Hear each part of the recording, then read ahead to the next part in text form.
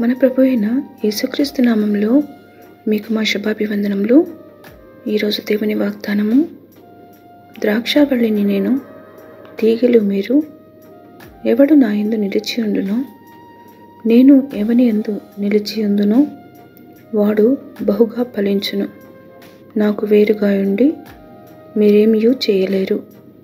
నా యందు మీరును, మీ యందు నా మాటలను నిలిచి ఉండిన ఎడల మీకేది ఇష్టమో అడుగుడి, అది మీకు అనుగ్రహింపబడును. యోహాను 15వ అధ్యాయము 5-7 వచనాలు. I am the vine, you are the branches. The one who remains in me and I in him bears much fruit, for apart from me you can do nothing.